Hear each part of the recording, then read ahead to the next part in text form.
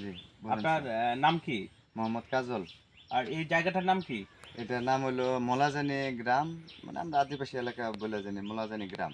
আমাদের বাড়ির কাছেই আরকি। আপনি এটা যে ভুট্টাটা লাগাইছেন এটা জাত কি জানেন? এটা হইলো জানি, এটা হলো এগ্রো ওয়ান। অ্যাগ্রোয়ানের ফাউন্ডার আমাদের যে হ্যাঁ, নতুন, হ্যাঁ, আমরা হ্যাঁ। কিন্তু এটা এবার নতুন যে জাতটা নিয়ে এসেছি অ্যাগ্রোয়ানের ফাউন্ডার ভুট্টা আপনারা দেখতেছেন।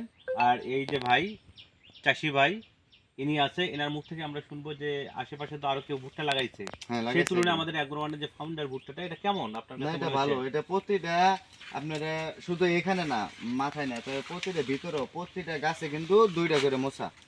এই যে ২ টা করে মোছা কিন্তু প্রতিটা গাছে। মানে এখন মোছা হচ্ছে, হ্যাঁ। এখন পর্যন্ত এটা ফুলফিল কমপ্লিট হয়নি। কমপ্লিট হয় নাই কা। এটা এটা তো আরো বড় হবে। আরো লম্বা হবে। হ্যাঁ, এতটুক লম্বা হবে। প্রায় ১ ফুটের উপরে হবে আশা মানে করা যায়।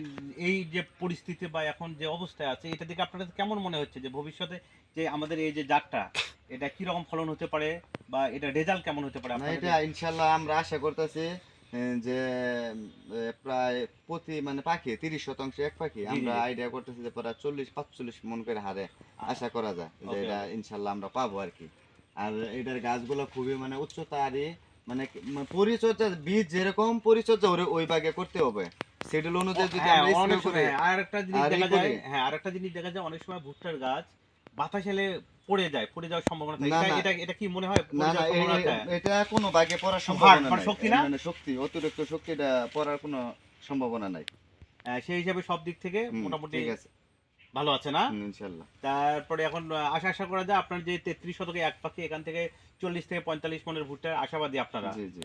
তার মানে আমরা যেটা বলছিলাম আমাদের কথার সাথে কাজের মিল আছে। মিল আছে। ঠিক আছে, ধন্যবাদ।